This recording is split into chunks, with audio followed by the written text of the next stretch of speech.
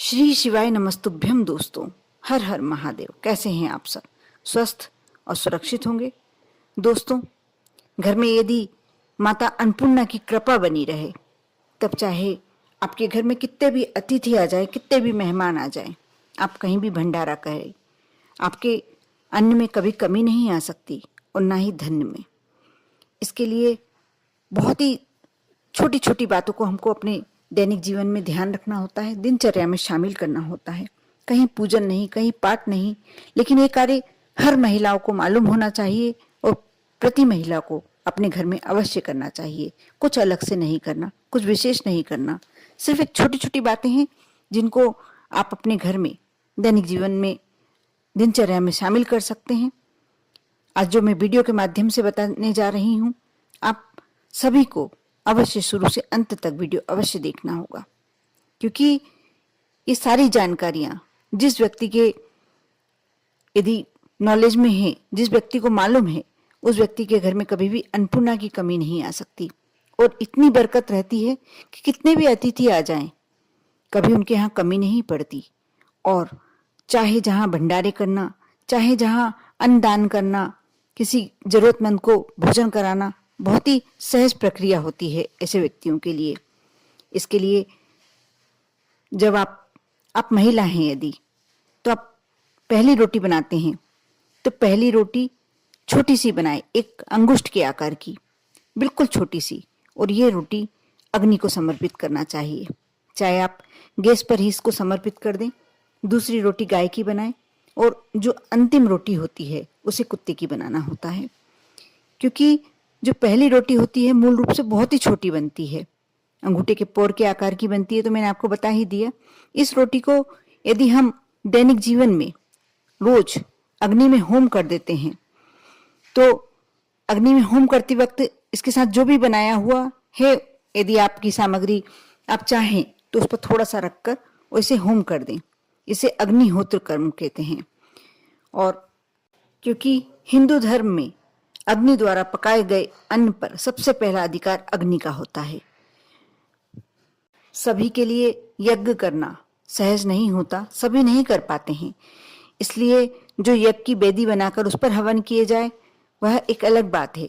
लेकिन यदि हम देवताओं का ऋण चुकाना चाहते हैं, अग्नि देवता का ऋण चुकाना चाहते हैं, तो आपको यह कर्म करना ही चाहिए, अपने दैनिक जीवनचर्या में अपने शामिल करना चाहिए, क्योंकि ये बहुत ही सबसे महत्वपूर्ण कर्म होता है और प्रति महिला को ये बात नॉलेज में होनी चाहिए। दूसरी बात, इससे पहले सबसे पहले ध्यान रखने वाली बात ये होती है कि आप कभी भी बिना स्नान किए भोजन नहीं बनाएं।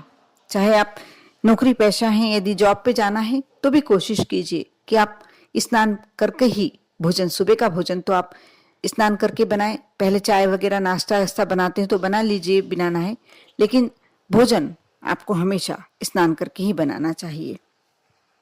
जिन घरों की स्त्रियां ऐसा करती हैं वहां देव ऋण चुकता जाता है और अन्न और धान में हमेशा बरकत बनी रहती है। साथ ही महिला को एक ही कर्तव्य होता है कि इस बात का ध्यान वो हमेशा रखे, अपने बच्चों को भी इस चीज के लिए अवेयर करवाते रहे, और जो भी पुरुष हैं उनके लिए भी इस बात का हमेशा ध्यान रखना चाहिए कि भोजन की थाली को हमेशा पाटे, चटाई, चौक या टेबल पर सम्मान के साथ रखें। खाने की थाली को कभी भी एक हाथ से ना पकड़े, दोनों हाथ से पकड़ना चाहिए। ऐसा करने से खाना प्रेत योनि में चला जाता है। आप शायद विश्वास करें या नहीं करें, मुझे नहीं मालूम, लेकिन ये बिल्कुल सच बात है। जब आप थाली को एक हाथ से पकड़ते हैं तो इससे खाना प्रेत योनि को चला जाता है। और भोजन करने के बाद कभी भी थाली में हाथ नहीं धोना चाहिए, थाली में कभी भी जूठन नहीं छोड़ना चाहिए। और भोजन करने के बाद थाली को कभी भी किचन स्टैंड पर जो जूठी थालियां होती हैं वहां नहीं रखना चाहिए। यदि आपने जो भी आपका वॉश एरिया है, बर्तन मांजने की जगह है, वहां ले आकर आप थाली रखें, ऊपर कभी भी ना रखें। रात्रि में भोजन के जो झूठे बर्तन होते हैं उसे वॉश एरिया में ही रखे जाएं। यदि रात्रि में साफ कर लिए जाएं, स्वच्छ कर लिए जाएं तो बहुत ही अच्छी बात है, लेकिन नहीं होता पॉसिबल तो आप इन बर्तनों को वॉश एरिया में ही रखें। किचन में फैलाकर रखने से हमारे घर की बरकत समाप्त होती है। भोजन करने से पूर्व देवताओं का आह्वान अवश्य करना चाहिए। भोजन करते समय वार्तालाप या क्रोध दोनों नहीं करना चाहिए। आपकी लाइफ कितनी भी बिजी हो, आप कितने भी व्यस्त हो, आपके परिवार के सदस्य कितने भी व्यस्त हों, लेकिन कोशिश कीजिए दिन भर में एक बार पूरे सदस्य साथ में बैठकर भोजन करें। यदि नहीं कर पाते हैं तो सप्ताह में एक बार का नियम लीजिए। संडे के दिन आप सभी सदस्य एक साथ भोजन करें, उसका एक आनंद भी अलग है। और सबसे बड़ी बात कि ऐसा करने से घर में लक्ष्मी की बरकत होती है। लोगों का आपस में जो वार्तालाप होता है उससे घर में प्रेम बढ़ता है। रात में चावल, दही और सत्तू का सेवन करने से लक्ष्मी का निरादर होता है। अतः समृद्धि चाहने वालों को तथा जिन व्यक्तियों को आर्थिक संकट होते हैं उन्हें इनका सेवन रात की इस भोजन में नहीं करना चाहिए। भोजन सदैव पूर्व या उत्तर की ओर मुख करके करना चाहिए। यदि आपके लिए संभव हो तो रसोई घर में ही बैठकर भोजन करें, इससे राहु ग्रह शांत होता है। जूते पहनकर कभी भी भोजन नहीं करें। सुबह कुल्ला किए बिना आप चाय कभी भी ना पीजिए। यदि पानी पीते हैं स्वास्थ्य के दृष्टिकोण से तो पी सकते हैं, लेकिन चाय कभी भी नहीं पीना चाहिए।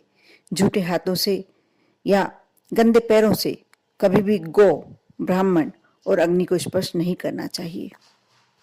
साथ ही प्रत्येक हिंदू को भोजन करते वक्त थाली में से एक कोल अवश्य निकालना चाहिए। वैसे तो 3 कोल का नियम होता है, 3 ग्रास का नियम होता है। ये 3 कोल ब्रह्मा, विष्णु, महेश के लिए मन ही कथन के अनुसार आप ब्रह्मा, विष्णु, महेश के नाम से निकालें या गाय, कोय और कुत्ते के लिए निकालें। ये बिल्कुल कोई उसमें अलग वो नहीं है, लेकिन ब्रह्मा, विष्णु, महेश का स्मरण करते हुए आप यह निकालकर गाय को दे देते हैं।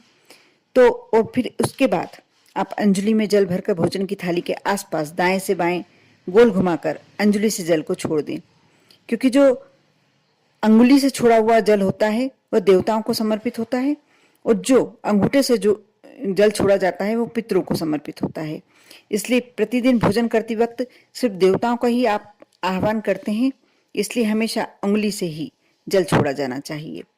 आप अतिथि और मेहमान यदि आपके यहाँ आते हैं, आपको इस बात का हमेशा ध्यान रखना है कि कभी भी कोई भी अतिथि आए, कोई भी बहुत कम समय के लिए आए, लेकिन उसे ठंडा पानी यदि आप देते हैं तो आपके बहुत सारे ऐसे क्रूर ग्रह होते हैं जो शांत होते हैं और आप उनकी कृपा दृष्टि आप पर पड़ती है।